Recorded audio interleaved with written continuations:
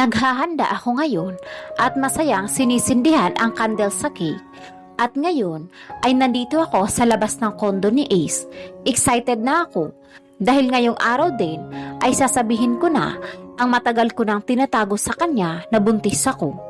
Ilang weeks na rin akong buntis at ngayong araw din ay ang pang 21st mansari namin. Kinakabahan pero okay pa naman dahil itong araw na ito ay talagang pinaghandaan ko at kasama ko dito ang pinsan ko. Siya mismo ang nagsuggest nito dahil kaibigan niya nga si Ace.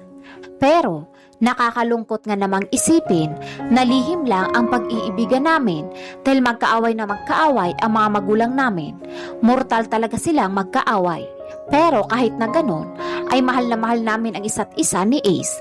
Ipinangako niya sa akin na maayos din ang lahat kung saan magiging malaya din kami at mas mag-i-improve ang pagmamahalan naming dalawa at hindi sa ganitong lugar na magkaaway ang mga pamilya namin. Huminga ako ng malalim bago dahan-dahang binuksan ang pinto at nagulat ako dahil nakabukas ito. Mismo, umiling-iling na lamang ako at tinuloy na ang pagpasok ko. Pagkapasok ko, ang tahimik. Napangiti ako, baka natutulog pa yon. Kasi kilala ko na yun. Late na talagang nagigising ang isang yun, lalo na at nagpupuyat pa naman siya para nga sa bagong project na gagawin niya. At naiintindihan ko naman siya kung wala siyang time sa akin.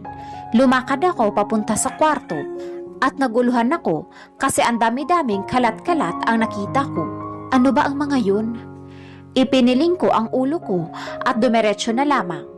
Nakangiti ako habang dahan-dahan na pinipihit ko ang pintuan at nang mabuksan ko ito at papasok na ako nang makarinig ako ng mga boses na nag-uusap, babae at siya. Nangunot ang noo ko at huli na nang ma-realize ko ang lahat. Dahan-dahan ako napatingin sa kama. Tuloy-tuloy na lamang nagsihulugan ang mga luha ko. Paano niya nagagawa ito? Ang akala ko ba mahal niya ako? Ang sabi niya, ako lang. Pero ano to? Mukhang hindi ako napansin ng mga ito. Hindi ako gumawa ng ingay at tuloy-tuloy lamang nakatingin sa mga ito habang masayang nag-uusap. Ang akala ko, ako lang. Pero may iba pala. Okay, sige. Basta, gagawin ulit natin yung pagkatapos kong magluto, ha?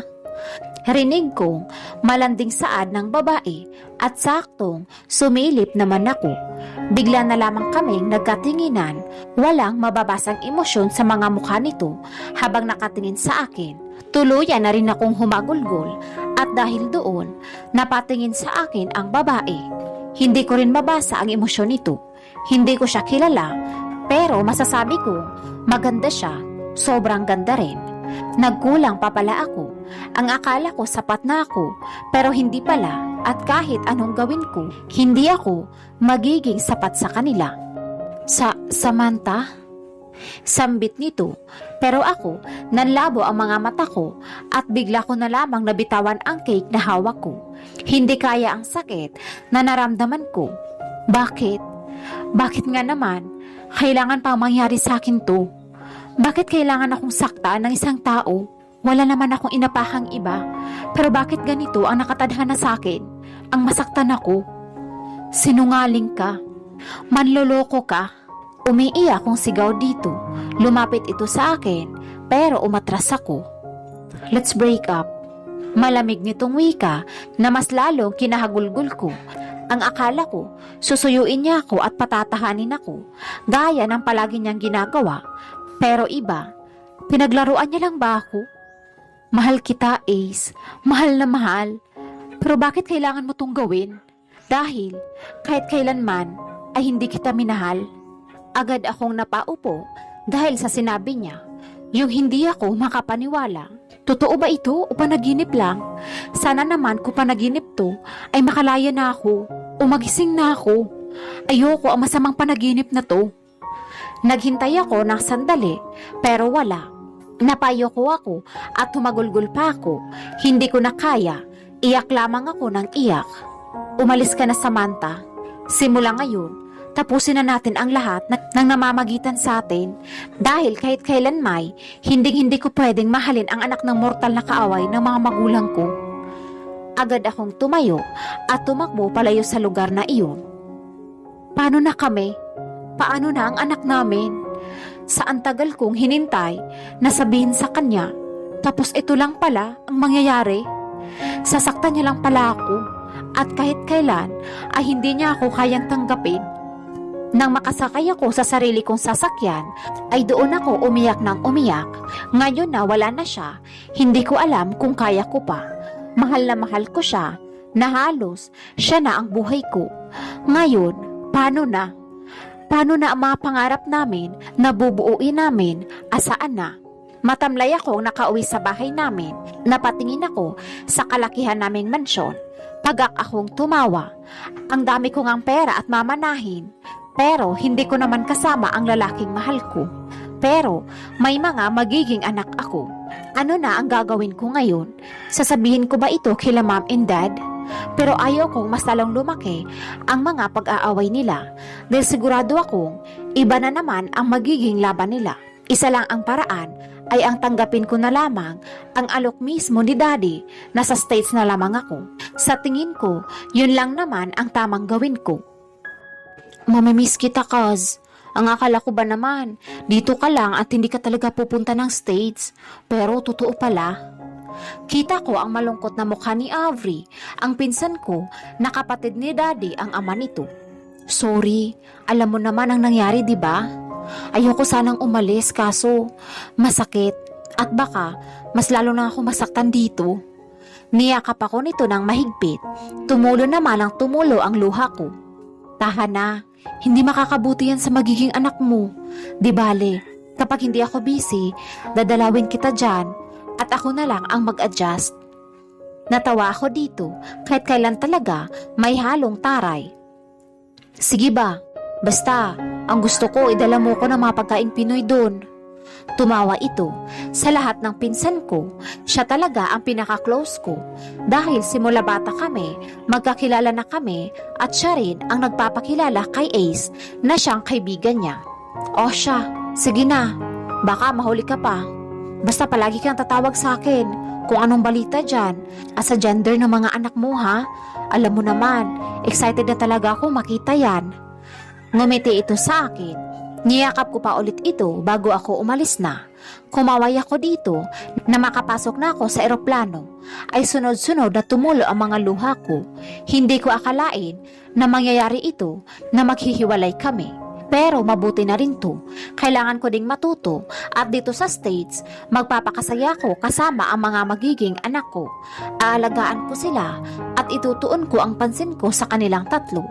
Alam kong tatlo ang anak ko dahil nagpa-ultrasound na rin ako. Ang saya sana kung hindi kami naghiwalay, kung hindi niya ako niloko. Pero nakatadhana na rin siguro ito at kailangan ko itong gawin para din sa sarili ko. Pagkapasok ko pa lamang sa bahay dito sa state, ay namangha agad ako. Hindi ko alam na ganito pala ito kaganda. Mag-isa lamang ako at mamaya pa dadating ang mga hinire ni dad na magiging maid dito. Regalo kasi ni dad ang bahay na ito noong nag-20 ako at ngayon at 23 na ako, so ilang years din itong hindi tinirhan dahil hindi naman ako pumupunta ng States. Ngayon lang talaga. Nilibot ko ang bahay at sobrang magaganda nga talaga, pero hindi ko maiwasan ang hindi malungkot. Ang ganda nga ng bahay na ito, pero mag-isa lamang ako at hindi ko na makikita ang mga mahal ko sa buhay dahil nga sa nandito ako. Mommy, look! My kuya is trying to steal my own toy. Agad akong napatingin kay Austin Sander, ang huling inilabas ko, so ang ibig sabihin ay ang pinakabunso ko sa triplets ko. Mukhang nag-aagawan na sila. Binilhan ko sila ng laruan, pero hindi madalas, dahil ang binibili ko talaga sa kanila ay ang libro na Tagalog Dictionary. Gusto ko kasing matuto sila, kaya ayon ang ginagawa ko. Hindi pa naman sila nag-aaral, pero ako na lang ang nagtuturo sa kanila. Kasi masyado pa silang bata kung lalabas sila, kaya mas mabuti kung dito na lang muna sila sa bahay. At still, nandito pa rin ako ng States at wala pa naman akong balak umuwi o kung may balak ba akong sabihin kay Ace ang tungkol dito. Actually, Hindi ko talaga alam kung sasabihin ko. Pero siya pa rin kasi ang ama ng mga anak ko. Kaya hindi ko rin sa kanya matatago ng habang buhay dahil lumalaki na rin ang mga anak ko at hanggang ngayon wala pa rin silang kilalang ama. Ashton, stop telling it. Di ba sinabi ko na sa'yo na bad yun ha? Napayo ko ang anak ko. But mom, I like that one. Tinuro nito ang laruan ng bunso ko. Napangiwi naman si Axel na nanonood lamang. Di ba? Binilhan ka din ng ganyan? Wika naman ni Axel na panganay. Kasi nasira ko po ang akin. Bigla itong humikbi at natawa ako at agad itong niyakap.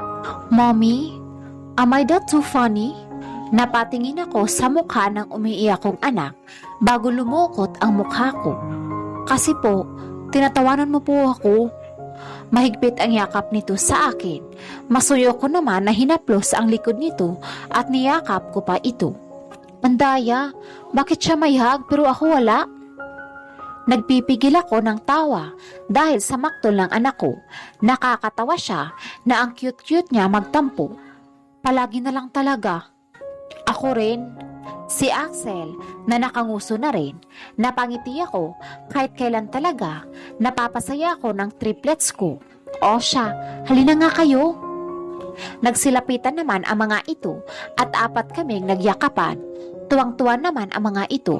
Minsan, naiisip ko, parang gusto ko nalang itago ang mga anak ko sa kanya dahil siya din naman ang nag-iwan sa akin and now, I am hiding his triplets. Andito kami sa isang beach ngayon dito sa States pa rin. Wala lang, gusto ko lang muna na dito kami magbakasyon ng mga anak para makapasyal din. Hindi naman din kasi kami lumalabas, talaga sa bahay lang talaga. Nakasanayan na rin kasi namin. At ngayon, nandito na nga kami. Nakahiga ako at nakasuot ako ng two-piece. Pero, medyo makapal naman at hindi masyadong reveal ang dibdib ko. At may suot din akong manipis na dress. Pinapanood ko lamang ang mga anak ko na masaya na namang naglalaro habang naliligo. Kita ko ang mga masasayang mukha nito. Napangiti ako sa kawalan. Sana lang palagi ko silang makitang ganyan. Natatakot kasi ako. Baka sa mga susunod ay maging malungkot ang mga ito. Ayoko na dumating sa puntong minsang hahanapin na nila ang ama nila. Dahil doon, walang-wala talaga akong kayang isagot doon at nanghihina pa ako. Siyempre, nasasaktan talaga ako kapag alam ko nasasaktan ang mga anak ko at kapag malungkot sila, ibang-iba talaga ang nararamdaman ko sa puntong iyon. Hindi ko alam na ganito pala ang maging isang ina. Ngayon, naiintindihan ko na ang mga magulang ko kung bakit ang higpit-higpit nila sa akin. Mommy! Agad akong nawala sa pag-iisip at napatingin sa mga anak ko. Nagtatakbuhan itong lumapit sa akin. Agad akong tumayo at kinuha ko ang towel na nandito. Isa-isa ko silang pinunasan at pinagpalit ng mga damit nila. Mommy, I'm hungry na. Pwede na po ba tayong kumain? Agad ako napatingin kay Ashton na mukhang gutom na nga. O sige, basta kapag tapos natin umuwi, magbabanlaw na kayo at may pupuntahan pa tayo mamaya na isang park dito. Nagsiyas na nga ang mga ito na ikinangiti ko. Bago ako naghanap ng resto ay pumunta na kami doon. Nagtatakbuhan ang mga bata at ako naman ay nanonood lamang sa kanila na bigla na lamang nag-ring ang phone ko. Kaya kaagad ko itong sinagot. Sino naman ang tatawag sa akin? Pagkakita ko sa caller ID ay ang pinsan ko palang si Avery. Kaya napangiti kaagad ako. Dadalo na naman kaya siya ulit dito? Hello Avery, napatawag ka. Una kong wika dito, ikakasal na ako Sam. Nanlaki ang mga mata ko. Ano daw? Ikakasal na siya? For real? Paano? Tanong ko dito habang naguguluhan at gulat na gulat pa. Nag-propose na siya sa akin kahapon lang. Si Sandri, yung boyfriend kong bilyonaryo na anghat pa. Napangiwi ako dahil sa kilig na kilig ito. Oo, may boyfriend na pala iyon at yun ay si Sandriville de Loca. Isang hot at napakayaman din na isa rin sa kaibigan ni Ace. Heist, hindi ko akalain na talagang nagkatuluyan talaga sila. Nag-aasaran lang yang mga yan noon. Gusto ko sana na umattend ka ng kasal ko. Napahawak ako sa sarili kong ulo. Uuwi ako ng Pilipinas, pero hindi pa ako handa. Pero kailangan ko din namang pumunta dahil wedding niya iyon. At hindi lang basta kaibigan, kundi parang kapatid ko na yan. Hindi ko din naman siya kayang tanggihan, kaya sige, pupunta ako. Mahalaga kasi para sa kanya na makapunta ako sa wedding niya at pangarap niya din yun, kaya tutuparin ko na lang. Fine, pupunta ako para sa'yo. Basta, sandali lang kami. Wika ko naman dito. Talaga? Isasama mo ang mga pamangkin ko? Yehey! Natawa na lamang ako kahit kailan talaga ang excited niya kapag anak ko na ang sinasabi ko. Napangiti na lamang ako, ang lakas talaga ng mga anak ko sa kanya. Bakit kaya hindi kayo magbakasyon na muna dito? Napaisip naman ako, tama nga siya, magbakasyon na kaya muna kami bago kami umalis, pabalik ulit ng state. Alam na rin pala nila mami ang tungkol dito, matagal na din at wala namang naging problema doon. Matapos ang pag-uusap namin ni Avery ay agad ko nang tinawag ang mga anak ko dahil nga naglalaro pa rin ang mga ito, kaya sasawayin ko na. Heist, mukhang masisira ang bakasyon namin ngayon na at kailangan na nga naming umuwi. Di bale, at least mapapasyal ko naman ang mga bata doon at sigurado akong matutuwa sila dahil sa wakas makakarating na din sila doon. Alam ko naman na gusto talaga nilang pumunta doon at nasabi ko din sa kanila na taga Pilipinas ang daddy nila. Siyempre, hindi naman ako ganun kasama at may pinapakita din akong litrato ng ama nila para naman kahit papaano ay kilala nila at alam nila. Anak, halina kayo. Kailangan na nating umalis dahil uuwi tayo ng Pilipinas. Nagulat pa ako nang bigla na lamang nagsisigawan ang mga ito at yumakap na lamang sa akin ng sabay-sabay. I love you, mommy. Yehey!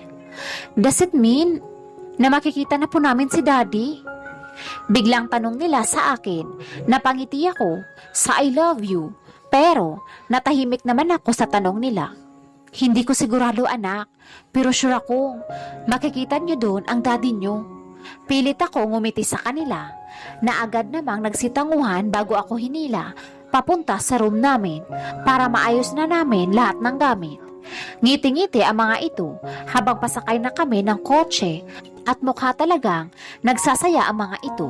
Nag-aalala tuloy ako, baka kasi hindi nila makita talaga. Hindi ko alam, pero nasabi ko na lang iyon sa kanila at alam ko umaasa talaga sila. Hindi ko naman sila masisisi dahil ama nila iyon at gustong gusto talaga nilang makilala ang ama nila. Nang makauwi kami sa bahay, ay agad akong nagluto ng makakain namin. Alam ko, napagod din ang mga anak ko, pero kailangan pa rin nilang kumain para hindi sila magutom kapag matutulog na sila. At habang nagluluto ako, ay antok na rin ang mga ito. Kaya, binilisan ko na lamang ang makapagluto para makatulog na sila dahil ang pinsan ko pala ay naiset na rin ang flight namin. Grabe talaga yun, kailangang detalyado talaga. Siya pa nga ata ang gagastos ng pamasahe namin, pero easy lang naman sa kanya yun. Bilyonaryo ba naman ang fiancé niya at syempre automatic na yan. Sleep na anak, dahil bukas na ng umaga ang flight natin. Nagsimulang lumiwanag ang mga mukha nito. Talaga po, mommy? As in, bukas na po? Tumango ako sa mga ito bago isa-isa ko silang pinatulog na at nakatulog naman sila. Na makatulog na ang mga ito ay agad inisa-isa ang pag-aayos ng mga gamit nila, mga damit nila. Magastos kasi talaga sila sa mga susuotin nila at saka sobra talaga ang mga yan. Matapos kong maayos ang mga gamit nila at sinunod ko naman yung akin at habang nag-aayos ako ay nakakita ko ng isang lumang litrato, madumi na rin ito. Nakita ko ang sarili kong nakayakap kay Ace habang pareho may ngiti sa mga labi namin. At medyo batang-bata pa kami nito. Mukhang si Avery ata ang kumuha ng litrato na to at hanggang ngayon ay nandito pa rin. Wala sa sarili akong napangiti.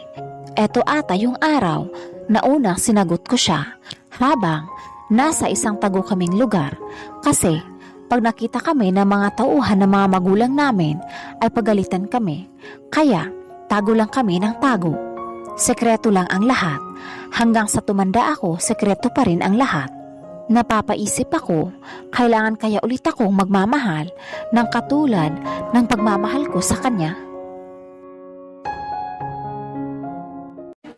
Agad kaming sinalubong ni Avery at kitang-kita ko sa mga mata nito kung gaano ito kasaya. Kaya napangiti na rin ako at nagulat pa ako dahil nandito din pala sila daddy. Niyakap naman sila ng mga bata at ngayon ay tuwang-tuwa ang mga anak ko. Ang saya-saya ko ngayong araw, nakakarating na din ng Pilipinas ang mga bata. Ang tagal ko din silang itinago sa States at ngayon masasabi kong nakalaya na sila. At masaya ako para sa kanila dahil ngayon ay nadala ko rin sila ng Pilipinas na matagal na nilang gusto. Kamusta anak? Niyakap ko kaagad si Mommy. Okay lang po. Pero patungkol sa ama ng mga bata ay hindi pa. Mas lalong humigpit ang yakap ko dito. Ready ka na ba na ipakita mo sila sa ama nila? Hindi ko po alam, Mom. Natatakot po ako. Mahinang bulong ko dito. Shh, makakaya mo rin yan. At kailangan mo talagang tanggapin dahil siya pa rin ang ama. At sana, mapatawad mo siya. May mga dahilan siya anak at alam na alam ko yun. Naguguluhan man ako, pero hindi na ako nagtanong pa. Para sa anak ko, Mom, gagawin ko pa rin ang lahat dahil mahal na mahal ko sila. Ganyan nga anak, gawin mo ito para sa mga anak ninyo. Napangiti ako sa sinabi ni Mommy. Nagstay nga kami sa bahay nila Mom and Dad habang wala pa ang kasal. Inagahan lang talaga para lang makabanding ko sila Dad. Sana sinabi na lang nila. Ang akala ko pa naman kasal na ngayon. Yun pala sa susunod pa na araw. Di bale, habang nandito kami ay nag-i-enjoy naman ang mga bata dito dahil sobrang napakalawak na dito. At pumunta pa kami ng park kanina at talagang tuwang-tuwa sila kaya masayang masaya naman ako. Kung masaya ang mga anak ko, ay masaya na din ako dahil ako ay nakakonekta na sa kanila dahil ina nila ako. Nakatingin ako ngayon sa salamin at kasama ko ang pinsan ko ngayon. Kasama kasi ako sa nag-ayos sa kanya. Pinagmasdan ko siya ngayon, ang saya-saya niya. Sana, ganyan din ako kasaya. Siguro kung hindi kami nagkahiwalay, ay malamang ay kasal na rin kami at masaya kaming nabubuhay ngayon habang kasama namin ang mga anak namin. Siguro, masayang masaya din kami. Pero ngayon, wala na. Mayayari pa kaya yun? Ako kaya? Ikakasal din kaya ako? Kasi sa ngayon, wala pa akong lalaking minamahal at nananatili pa rin siya sa puso ko at hindi ko siya kayang palitan sa ngayon. Hindi ko pa siya nakikita. Ano na kayang itsura niya? Pogi pa rin kaya siya? I wonder. May girlfriend na siguro siya o kaya naman may sarili na siguro siyang pamilya. Malungkot akong napatingin sa salamin kung may asawa na siya at anak. Paano naman ang triplets ko? Ni hindi ko rin nga alam kung gusto niya ba makita ang anak niya sa akin. Pero kahit na, kung kailangan ko magmakaawa sa kanya pagdating ng panahon, ay gagawin ko talaga para sa mga anak ko. Gusto ko ring maranasan ng mga anak ko na magkaroon ng ama ngayon. Hindi ko na sila ipagdadamot pa. Huminga ako ng malalim bago kami naglakad, papunta mismo sa unahan. Kasama ko ang 3 kong anak at kitang-kita ko ang mga mata nila sa mga anak ko. Hindi ko mapigilang makaramdam ng hiya nang maramdaman kong nakatingin sa akin yung mga kalalakihan sa unahan din. At napatingin ako sa groom ni RV at sa tabi nito, nanlaki na lamang ang mga mata ko kung sino ang nakita ko. Nagkatitigan kaming dalawa at hindi ko alam ang gagawin ko. Naramdaman ko na lamang nag-iinit ang pisngi ko dahil sa tingin nito sa akin. Iba-iba ang tingin niya sa akin.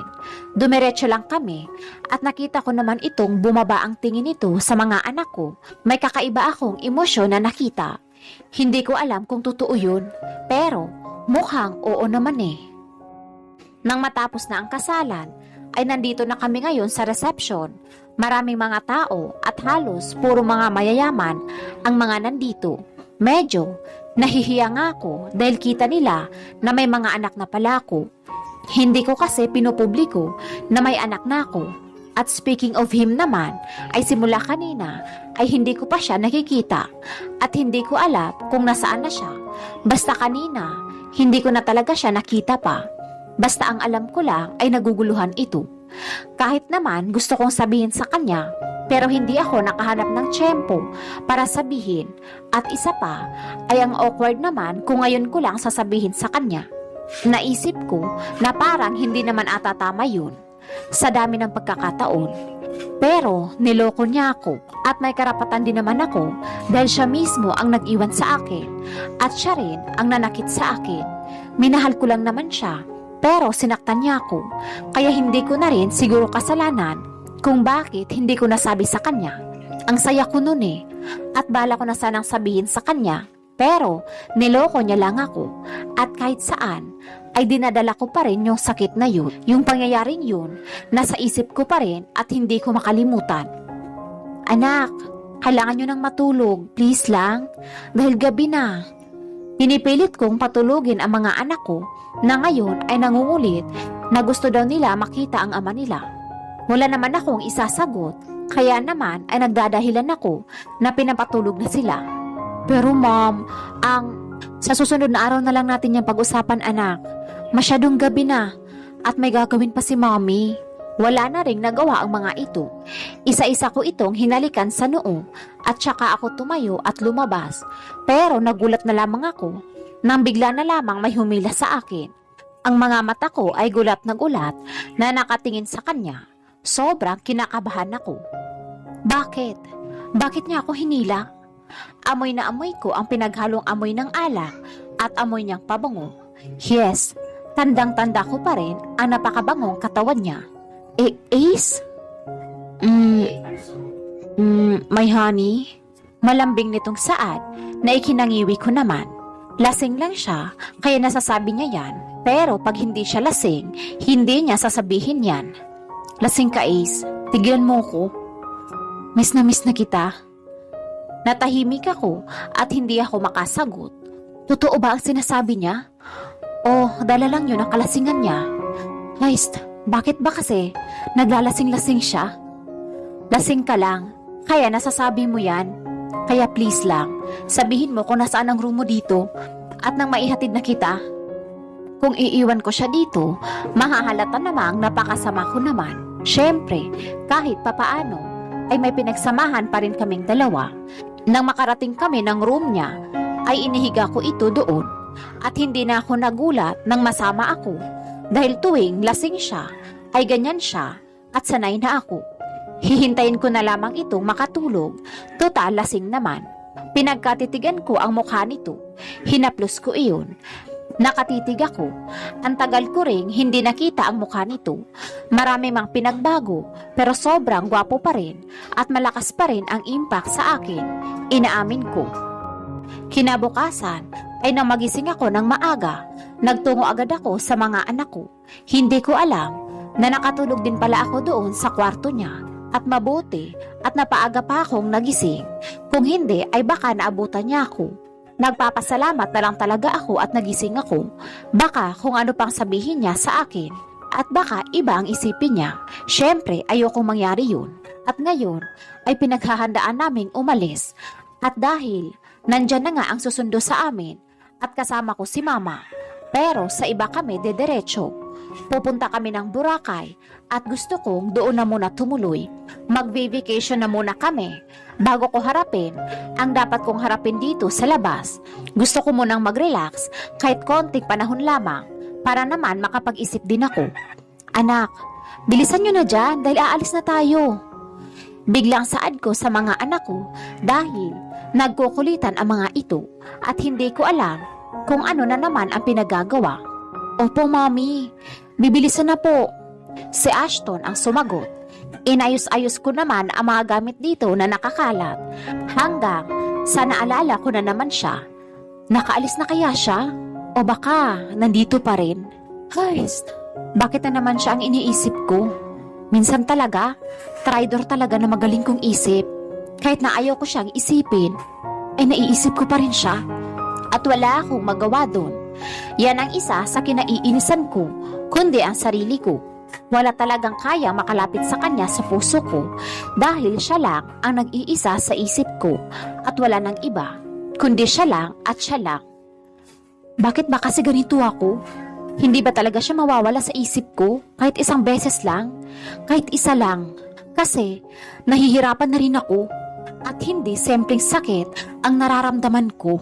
Kung sana ganun lang kadali para kalimutan ang isang tao, ay hindi sana grabe masaktan. Sana kasi wala na lang sanang nagmamahal dahil dyan ay nasasaktan tayong lahat.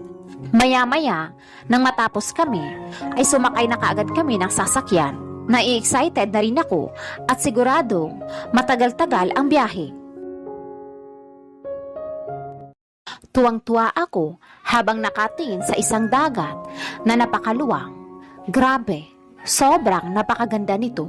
Ibang-iba talaga ito sa ibang beach. Sobrang ganda talaga.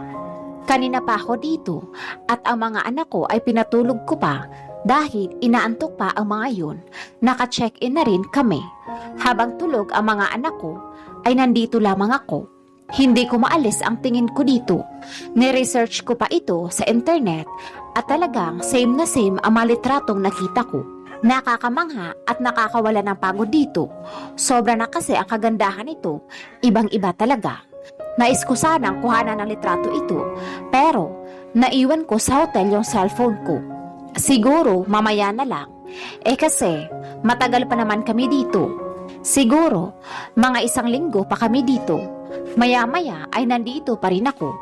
Napagdesisyonan ko nang umalis. Pero patayo pa lang ako ay may naramdaman na akong humawak sa siko ko. Nagtaka ako. Kanina, wala namang tao dito Pero bakit ngayon meron na? Humarap ako, kaya naman ay nanlaki ang mga mata ko dahil sa nakita ko. Si Ace? Ano naman ang gagawin niya dito? Iniwas ko ang siko ko dito at akmang aalis, pero nadulas ako sa kinatatayuan ko dahil sa sinabi niya. Anak ko ba ang 3 batang kasama mo?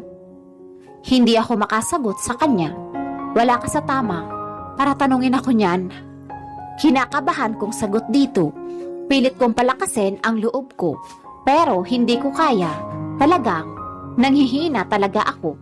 Sagutin mo ko, please lang Samantha. Nagulat ako dahil sa pagmamakaawa nito sa akin. Anak ko ba sila?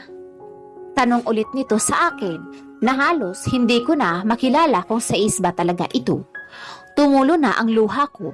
Hindi ko pa kayang sabihin, pero wala akong choice. Eto naman ang gusto ko, di ba? Pero bakit pa ako nag-aalinlangan pa? Hindi ko rin maintindihan ang sarili ko. I'm sorry kung hindi ko nasabi kaagad. Nakita kong bumagsak ito sa buhangin at ako naman ay tumulo ang luha ko. Nasasaktan ako kapag nakikita siyang ganyan. Pero totoo ba yan? Hindi ba ito pagkukunwari? Ace, mahinang bulong ko dito. Walang buhay akong nakabalik ng hotel room. Pagkatapos kong sabihin yun, ay agad na akong nagtungo dito. Hindi ko kayang masaksihan siya ng ganon, kaya mas gusto ko na dito na muna ako. Napatingin ako sa mga anak ko, ang himbing-himbing pa rin ang tulog. Wala sa sarili kong hinaplos ang pisngi ni Austin, ang pinakabunso kong anak sa kanilang 3. Bigla na lamang akong napaluha. Pinagkaitan ko sila na magkaroon ng isang buong pamilya. Naging makasarili ako. Inisip ko lang ang sarili ko. Inilayo ko sila sa taong kailangan talaga nila. Hindi ko rin inaasahan ang magiging reaksyon ni Ace kanina. At ngayon, alam kong gusto niya ang mga bata. Siguro, kailangan na naming mag-usap. Pero, wag na muna sa ngayon. Nang magising ang mga bata ay gabi na rin. Kaya naman ay inaya ko kaagad ang mga ito na kumain muna sa isang resto dito. Ay pumayag naman ang mga ito. Kaya napangiti na lamang ako. Gutom na rin kasi talaga ako Nang makarating kami sa resto, ay nag-order na ako ng mga gusto nilang kainin. Mommy, ang sabi mo po, makikita na namin si Daddy. Biglang saad ni Ashton. Anak, saglit na lang at makikita mo na ang daddy ninyo. Maghintay lang kayo. Okay ba yun? Sige po. Alam kong malungkot sila dahil paulit-ulit na lang palagi ang sinasabi ko. Pero ganun talaga eh. Wala akong ibang dahilan kundi yun lang. Maya-maya na makaramdam ako na maiihi ako ay agad ako nagpaalam sa mga ito. Na ikinatango naman ng mga ito at ngumiti lamang ako. Habang nasa CR ako ay iba na ang pakiramdam ko at hindi ko naman alam kung ano na. Kaya nagmadali na lamang akong lumabas. Papunta na ako sa mga anak ko pero bigla na lamang nagulat ang mukha ko dahil sa nakita ko. Paano? Nakita ko ang yakap-yakap ng mga anak ko si Ace. Hindi ko alam kung tutuloy pa ba ako o hindi. Talaga bang namukhaan pa nila ang ama nila? Hindi ako makapaniwala na talagang tandang-tanda nila ang mukha ng ama nila. Sa murang edad pa lang, alam na nila ang ganitong bagay. Tumulo na lamang ang luha ko. Napakatalino ng mga anak ko. Napalaki ko nga sila ng tama. Pero maging makasarili pa rin ako at hindi ko itinatago iyon. Mommy! Tawag kaagad nila sa akin at bigla na lamang akong hinila nila papalapit kay Ace. Kitang-kita ko ang tuwa sa mga mata nila. Mommy! Andito na si Daddy! Tuwang-tuwa sila, maging ang panganay ay tuwang-tuwa din. We will going to be complete na po. Saad ni Axel na ikinatahimik ko. Yun ang hindi ko alam. Hindi pa nga kami nag-uusap tungkol doon at biglaan lamang itong pangyayari. Mommy, ang sabi ni Daddy, hindi na daw siya aalis at hindi na rin daw tayo babalik ng States dahil kay Daddy na tayo titira. Nakangiti at tuwang-tuwa si Austin habang nagpabuhat pa ito sa daddy niyang si Ace. Tumingin ako sa mga mata nito at nababasa ko ang gustong ipahiwatig nito sa akin. Gustong mag-usap kami. Kahit ako gusto ko rin. Pero paano namin sisimulan? Paano kami mag-uusap na dalawa kung alam namin sa sarili ay hindi kami ayos sa isa't isa? Kaya, paano? Oo, sasabihin kong mahal ko siya, pero nandito pa rin ang sakit at isa pa ay wala siyang paliwanag para doon. Kaya, paano naman ako magtitiwala ulit? Ayoko nang masaktan. Dahil ngayon, kung masasaktan ako, mas grabe pa dahil alam kong may mga anak na kami at nasa tabi lang namin sila, kaya mahirap na kapag nangyari ulit ang nangyari noon. Gabi na ngayon at nandito ako ngayon sa labas dahil nagpaalam naman na muna ako doon sa 4 na aalis na muna ako. Gusto ko makalanghap ng sariwang hangin ngayon. Hindi pa kami nag-uusap. Hindi ko pa rin kasi alam kung kailan ba ang tamang oras para mag-usap na kami. Heist, bakit ba kasi hindi pinag-iisa ang landas naming dalawa? Di bale, at least nakita-kita na sila na wala na akong problemahin pa dahil alam kong okay na ang lahat at hindi na magtatanong pa ang mga anak ko. Ang importante ay nabunutan na ako ng tinik. Lumipas ang ilang minuto at ako naman ay paalis na sana para puntahan ang mga bata. Pero may bigla na lamang yumakap sa akin na nagmumula sa likod ko. Hindi ko ito napansin pero alam ko kung sino. Naamoy ko kasi ang amoy nito at kabisadong-kabisado ko iyon. Ang mga bata, patanong kung saan dito. They already sleep. Pinatulog ko na. Saad naman ito at ako naman ay hindi na makagalaw dahil sa posisyon naming dalawa.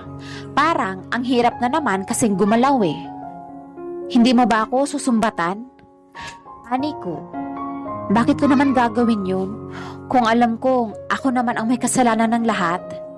Nagkamali ako sa mga nagawang desisyon ko. Pero ngayon, ang masasabi ko lang, napalaki mo ng maayos sa mga anak natin. May kakaibang tuwa ako dahil sa sinabi nito. Anong gagawin natin ngayon?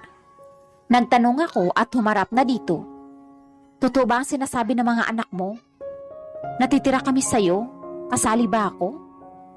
Hindi ko mapigilan ang sarili ko na hindi tanungin ito sa ganoong bagay. Hindi ba dapat ako ang nagtatanong? Kasi ako naman ang may kasalanan. Saad naman ito at tumingin sa mga mata ko. Papatawarin kita para sa mga anak natin. Pero gusto ko munang marinig ang paliwanag mo. Tumalikod ako at naalala ko na naman iyon. Bumalot na naman ang sakit sa akin. Pinigilan kong hindi maluha, pero naluha pa rin ako. Alam pala nila Dad ang lahat tungkol sa relasyon nating dalawa. Noong mga panahong yun, hindi ko alam kung anong gagawin ko. Gusto ka nilang saktan at ako lamang ang pumipigil. Dahil mahal na mahal kita, ginawa ko yun. Tumulo ang luha ko, ang layuan at saktan ka. Yun lamang ang tamang gawin ko dahil kung hindi ay mapapahama ka. At ayokong mangyari yun dahil mahal na mahal kita.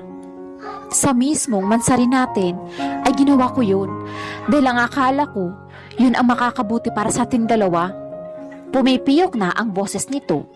Maniwala ka, mahal na mahal kita at hindi ko kayang mawala ka. Okay lang sa akin kahit hindi na tayo. Basta alam kong buhay ka. Nung araw na sinaktan kita, alam mo ba kung ano ang nararamdaman ko?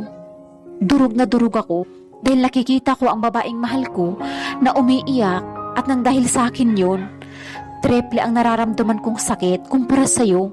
Alam mo ba yun? Hindi ko na napigilan ang sarili ko at niyakap ko ito kaagad. Ayoko nang marinig pa ang boses niyang pumipiyo dahil nagbabadya na naiiyak na ito. Mahal kita, Ace, at hanggang ngayon, hindi ka na ata mawawala sa puso ko. Kaya pinapatawad na kita. Mahal na mahal kita. I'm sorry. Niyakap ko ito bago ako humarap at pinunasan ko ang sunod-sunod na luha nito na bumabagsak. Tahan na, huwag ka na umiyak mahal ko. Mahina kong bulong dito at hinaplos ko ang pisngi nito bago ko ito hinalikan. Nagkamali kami ng desisyon sa buhay at naging makasarili ako, pero lahat ng iyon ay may natutunan kaming pareho. Tinanggap na namin ang mga naging kamalian namin sa isa't isa. At tanggap na namin ang isa't isa. Wala na kaming naging problema at hanggang ngayon ay nagmamahalan pa rin kami at tanggap namin kung bakit namin nagawa ang mga maling ginawa namin. Wala kaming pinagsisihan dahil ngayon at nandito kami. Nakangiti at magkahawak ng kamay habang may isang pare sa harapan namin. Ikinakasal na kami sa isang simbahan at pareho kaming nangangako sa isa't isa na hindi kami maghihiwalay. Lahat ng problema ay aayusin at hindi na mangyayari ang nangyari noon dahil natuto na kami sa pagkakamali namin. Masaya na kami ngayon kasama ang anak naming triplets na itinago ko ng ilang taon. Kahit na nagkamali ay naging maayos pa rin at ngayon sabay naming haharapin lahat bilang isang mag-asawa at bilang bagong pamilya. Ipinapangako ko na hindi na mangyayari pa ang mga nakaraan sa amin. Sabay naming haharapin ang mga pagsubok na darating sa amin.